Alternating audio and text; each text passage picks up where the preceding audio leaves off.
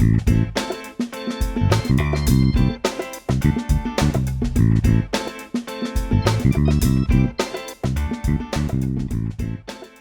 how's it going? Jay here from Outer Space Games. Today we're going to be unboxing something a little bit different. Well, not strictly a board game, it is a game. I'm talking about the Call of Cthulhu RPG from Chaosium, specifically the Orient on the Horror Express campaign, and some of the Kickstarter bonuses and throw-ins. So, first we can see, it comes in a nice big tote bag with the logo, screen printed on the front. On the back we have Chaosium's own logo. They've undergone some changes lately, but yeah, that has no effect on our video. So, first thing we'll pull out of the bag is the main campaign book. This is the box set that you can order at your friendly local game store or off Chaosium's website. It's shrink wrapped, it's pretty big and super heavy. So there's a ton of content in here, and I figure this is what people will be purchasing first, so we should probably take a look at it. On the front you can see a picture of, I guess, an interpretation of the train being all scary and horror-y. On the back, shows you exactly what you're getting inside. So, cut out of the simulacrum, all these different campaign books which will guide you through your adventure, and a little short description of what's involved. On the sides here, it also features the new 7th edition rulebook and investigator handbook. This campaign is designed to be ran with the new 7th edition rules, but it can be easily adapted to 6th edition, and there are supplements in here to help you do that. So let's crack it open.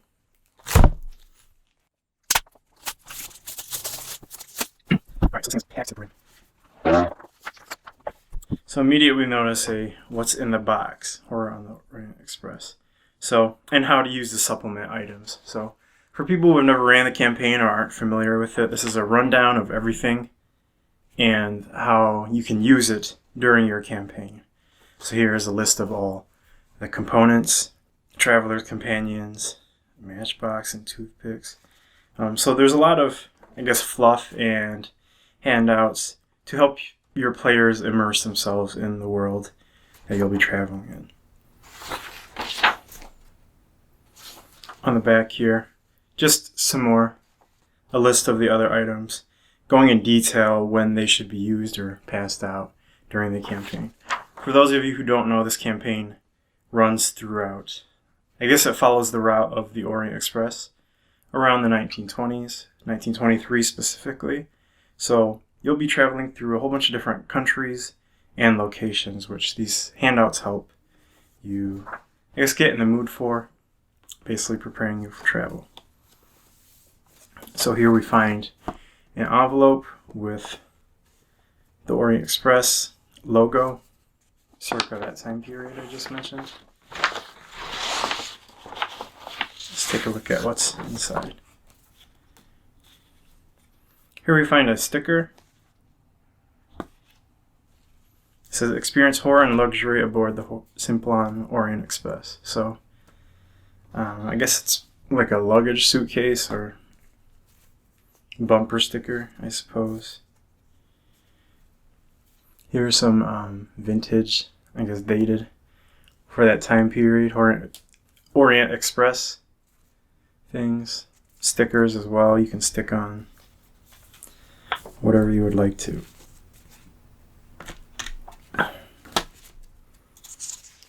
Also in the envelope, which is in the box set, you have a passport for the United States. So you can see it's all official. You can insert your, I guess, write in your own information, pictures and stuff like that. Even the back has room for visas and other things, just to prove that, you know, your players went through. Looks like I have 4 American passports.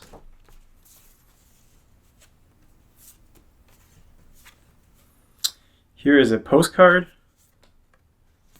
So if you wanted to write a note, maybe as an invitation or something. Oh, that's interesting.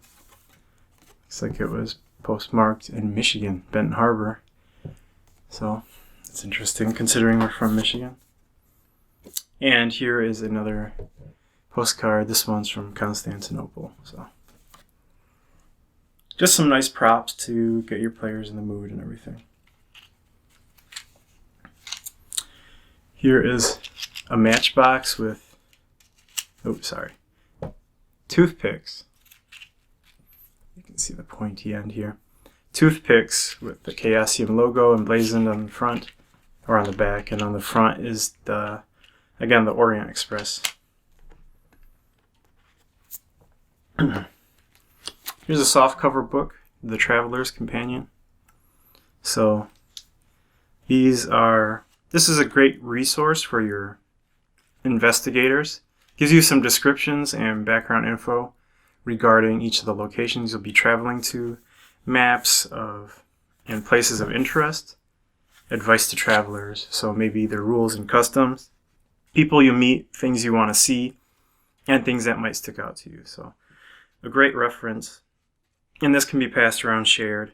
And if you happen to download this campaign digitally, this book is also included. So something your investigators will want to use as they travel throughout Europe. Here we have the color fold-out Orient Express route map, or route map. So, pretty good size, probably 18 by 24, something like that. So, nice full color, glossy, printed. Gives you a route of where we start in London and the route throughout Europe. So here we find the red line being the Orient Express, while these are some other maybe not as famous or luxurious train routes. So it lets you know all the cities and everything you'll be stopping through, so your players can anticipate. Seems like a cool thing to have hanging up, maybe if you have a room where you play RPGs or something. So they can reference maybe what's coming up or where they are in relation to the rest of the world and what's going on. Next we have basically the books. So kind of get them all out. This makes up a significant part of the weight. Basically all of the weight. Alright, yeah, there's a ton of stuff. Okay, so going through the books, we have a bunch of them. So book 1 is the campaign book. This details kind of a general outline of the campaign. As you can see here, like a list of everything that's going on. Also some maps and stuff, but like I said, a general overview. It also gives you, as the keeper, some tips. Here's a list of just, I guess, all the employees that are working on the train. Resources to really help you immerse in the theme, with pictures of maybe what the interiors of the trains were like, what it actually was like traveling on the train, layouts of the cabins, the different routes. And here's like an overview of the different chapters, scenarios throughout it. So you can see here the straight train tracks that if you just follow through the story. Anything that deviates with the 2 railroad tracks, that signifies it's an optional quest. It doesn't advance you on the main story, but it may be a flashback scenario to a different time period, or maybe just a red herring that the investigators can stumble upon a clue and go down it. But if you want to avoid or skip any of that, this tells you your most direct route throughout the campaign. Other things it has are just people in that time period, a list of the characters you might encounter, and other references and resources you could look up. So other authors of the time period, movies you may want to watch just because they show you a little bit of that lifestyle or that time period and the train in general. These are all the dates if you want to read off or make up any newspaper articles, just to give your players a sense of what's happening in the rest of the world in terms of world news or news in the locations they're in. So that's the campaign book. Next we have Through the Alps. So the rest of the books I'm not going to go through as thoroughly. because these are basically your scenario books. So each one is broken up into different chapters with handouts in them. You can see down here, as I mentioned with the railroad stuff, it lets you know exactly if you're in a branching one or if you're in one of the main campaign story arcs. So not too much to talk about, but they split it up this way. So rather than having a huge book that's 500-600 pages, you have 5 or 6 different books that are split up into different sections with major events happening in each one. So book 2, like I said, through the Alps. Book 3, Italy and beyond. Book 4 is Constantinople and Consequences, which I believe is the final.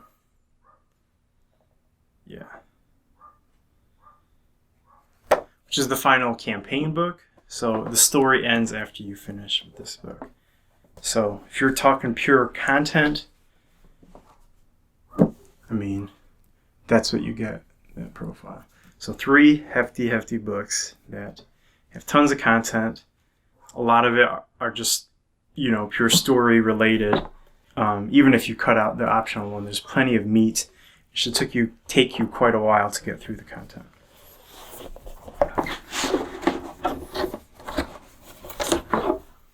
As for the rest of the box, we have Strangers on the Train. Book 5. This is a list and stats and details for the rest of the passengers you might or will encounter on the train. So let's say your investigators make an acquaintance. Instead of having to create a character from nothing, here you have characters, a little bit of background, what they're doing on the train. Some of these non-player characters. Oh, they even include investigators in here, which is pretty cool. So even if they don't want to create those on their own, this is a supplement that you can use. So, yeah, it's a very nice, resource just to help speed things along and not have to worry about who's where and who you might run into. So, Strangers on a Train. Then we have handouts.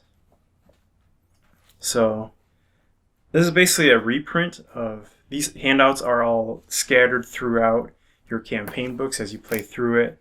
There'll be sidebars with the handouts in it.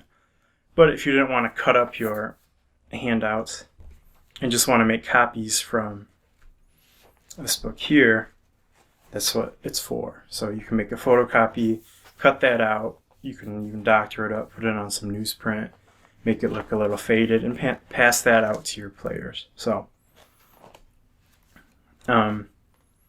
again, these are all the handouts, and basically it includes clues, story bits, and other things you uncover along this journey. So it's a good way of, providing some backstory and exposition without just telling it to them, so they can read it and interpret it for themselves.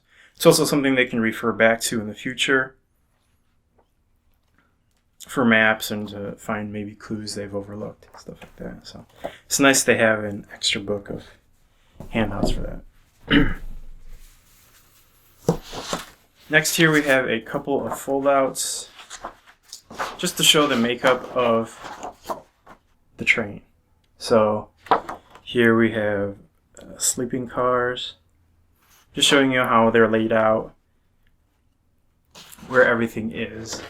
So if you have miniatures, you can use these kind of to show where people are sleeping. You can detail a lot of things like that just to make it a little more immersive and having an understanding of how the spacing and everything goes. So these are double-sided. And each one is slightly different. So here you have the dining car, the cathedral car, which looks different than the sleeping car we found. So You can see the cathedral is much more wide open, while the dining car has a lot of seats or booths for people to sit down and eat at. There's a lot of these, by the way. So one reason they have so many of these is you can essentially lay them out side by side to make, if you had a really long table and all your players are sitting at it, to show the full length of the train. And the train changes how many cars it has based on where it's at and how many people it's picked up. Stuff like that. So you can really make it immersive and let people, I guess, enter in to this whole thing, into this whole train and stuff. So I'm not going to show you all the cars, but there's a lot of different pieces to it that you can utilize. Alright, next here we have the scroll of the head.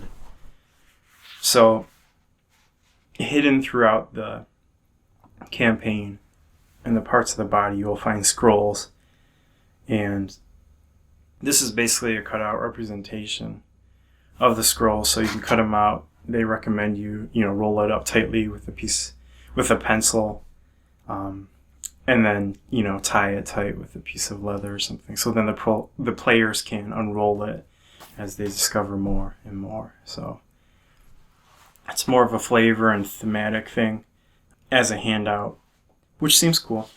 Well, it's not necessary for gameplay. I've always found that players and myself both enjoy having handouts for the players to go through. And finally, this is the last piece, at least for the box set, is the simulacrum.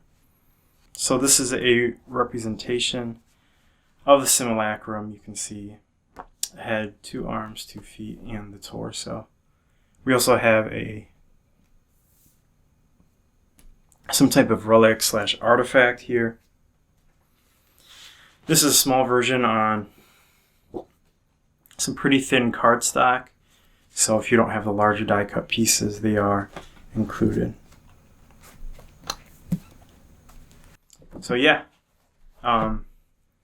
just that was the box set. So you're getting a ton of content, handouts, and extras just in that. And if that's all you needed or wanted to run the campaign, I mean, that's plenty right there.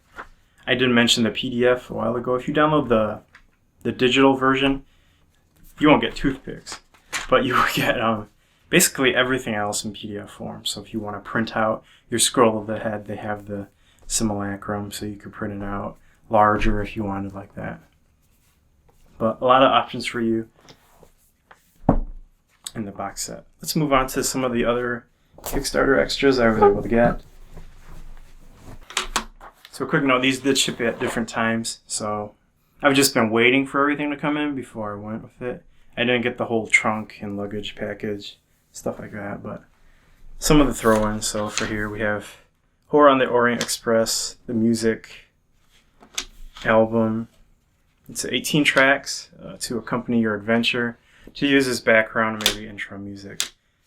We are recording our Horror on the Orient Express campaign and doing an actual play, so I'm sure I'll use some of these tracks maybe as intros or background music as we go through. The booklet, it's actually pretty hefty, which may be a rare occurrence nowadays, but lots of artwork in there and kind of a paragraph of description or thematic elements to accompany each track. So looks like a lot went into it. My little plastic bits in the middle were messed up, but it's okay. I'm converting to digital anyway. On the back here, you just have a track listing. So here we have the Call of Cthulhu Horror on the Orient Express specific dice. You can see that this is like an initial print run, so no barcode UPC.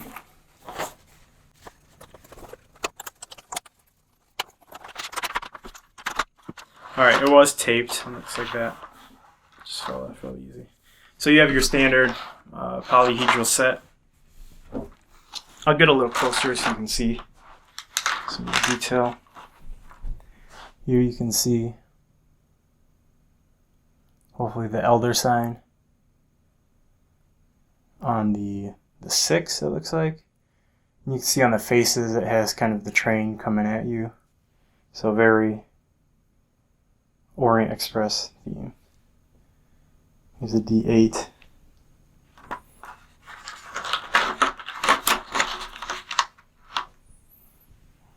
Here's your percentile, your D100 together. So again, it's got the train coming in at you. Look to it. So there's a lot going on. I feel like the dice are pretty easy to read. Not sure about the black and white. Maybe some other colors would have been a little more interesting. Break up some of the monotony, but anyway, that's a look at some of the dice for you. So if you don't have any dice or you want to use some, especially for this campaign, you have the option to do so. Alright, so I've got some other envelopes here that ship separately. Ah, nice. So these are basically, I think, some type of ticket, maybe dining tickets, for use on the Orient Express. So maybe if you were LARPing it up or doing something like that, you could give each person a ticket to attend. Or maybe that's how you kick off the campaign, is invite them to it. You have coasters here with the Orient Express logo on it to go along with that. I guess this is the dining set envelope. Here we have napkins with the logo on it. I know other options were you could get like mugs or pencils with the logo. So if you really want to immerse yourself, I thought about maybe kicking off the campaign that way. But that was some of the Kickstarter extras.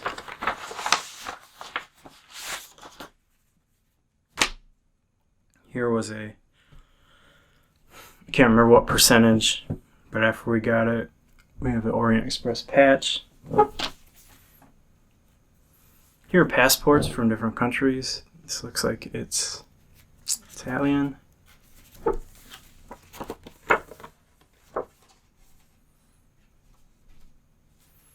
Here's a British passport. You can see on the inside. French. And some US ones. So, the US one I showed you earlier, and this is kind of the outer part of that. So, you can get different combinations of one. I think that was the option to choose which ones you wanted. Probably more so depending on what country your investigators are from or what country you are from. Running the campaign might make it a little easier. So, just some extras again to enhance the mood and make it feel a little more real.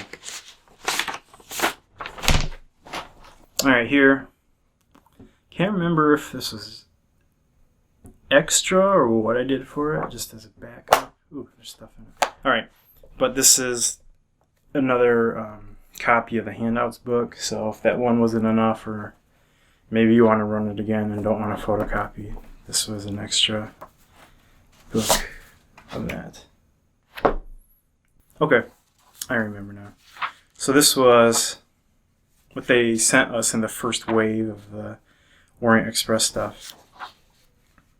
Just telling you what you got with your pledge. So here we have the actual tickets to get yourself on the Orient Express. It's cool, it's got this gold embossed, stamped stuff. Here you have a raised seal. So it's all official. You can put people's names in it. Just to add again to the realism. So 4 copies of this stuff. Something that it mentions here, that the solemn simulacrum They were doing a die cut larger one, which shipped later, which I have right here. You can see it's much larger than that single sheet was earlier, and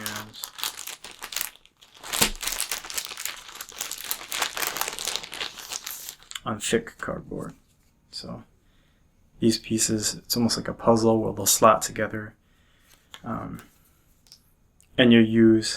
after you assemble the pieces together, there's information and someone's trying to, I guess, get them all together before you. But anyways, Solemn Simulacrum, some other extras, and the handbook. Alright, I get the screen out. I've been waiting on a screen for a while. I never picked up the 6th edition one because I started playing Call of Cthulhu right at the end of 6th edition. So I was waiting for a screen, and we finally have one. Maybe more specific to Horror on the Orient Express.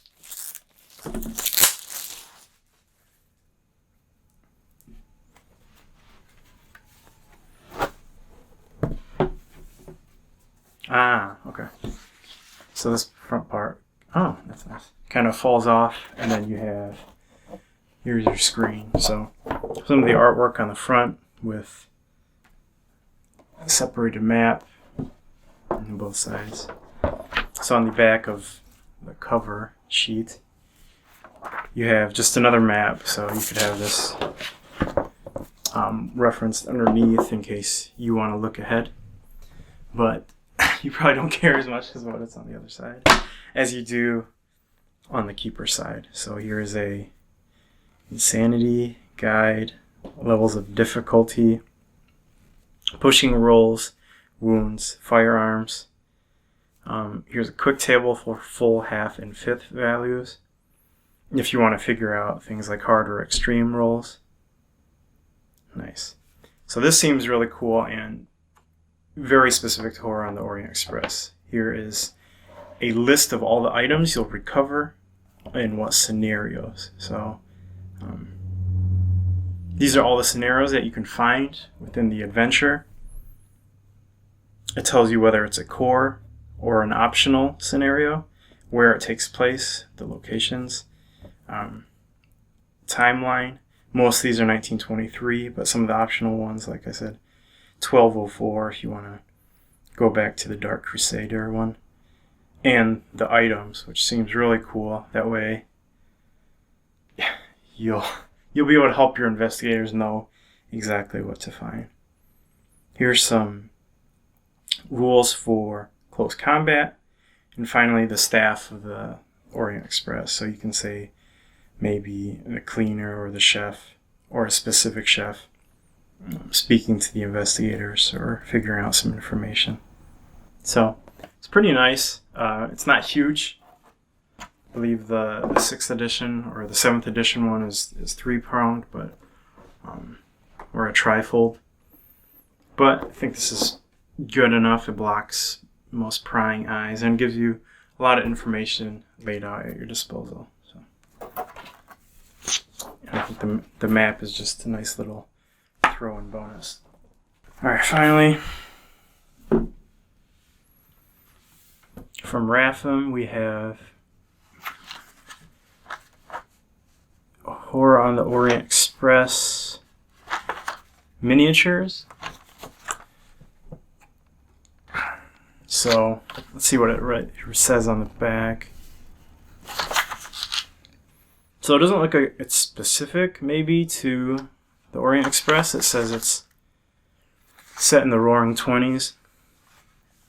I believe in the Kickstarter they were supposed to be related, so hopefully a lot of these are usable or related to the characters, especially non-player characters that you'll meet. But hopefully we'll be able to adapt some of these guys to the investigators that my players have created. They all come with square bases as well. So those are some of the miniatures. And finally we have a tube of stuff. Okay. Finally figured out how to get that tube. Ah.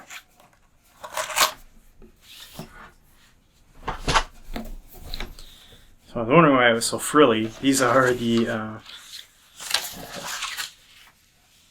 Horror on the Orient Express table mat. With the logo on the front. Stuff like that. And you also have a menu. So yeah. So more props. I'm a big fan of props. Like I said, if I run this, the one we're running is going to be digital, but if we ever run it in person, I think a lot of these props and handouts would be really cool to have, just in aiding that atmosphere and making the first session really special, you know, with some nice fancy placemats, the napkins, the coasters, just to really get in the mood. So yeah, that was Horror on the Orient Express from Chaosium, unboxed. I'm really glad that they reprinted it, I should say. It's a campaign that's been out of print for a long time. I've heard really good things about it, and people have great experiences doing it. So I'm glad I was able to see the reprint instead of paying exorbitant prices for a second market used copy, that they were able to add some new life to it, spice it up with some new scenarios, tweaks, and updated it for the 7th edition. So, if you've enjoyed that video, we invite you to subscribe. Check out some of our other videos, unboxings. We also have play sessions and reviews on our YouTube channel at Out of Space Games. If you'd like to get in contact with us, you can find us on Twitter or at Facebook, also at Out of Space Games. And finally, we also host a podcast, which that's where we'll be posting our actual play of Horror on the Orient Express. That starts later this month. You can find it on iTunes, Stitcher, and other great podcatchers at Out of Space Games. So, once again, my name is Jay. Thank you for watching, and we'll catch you next time. This is Out of Space Games. Peace.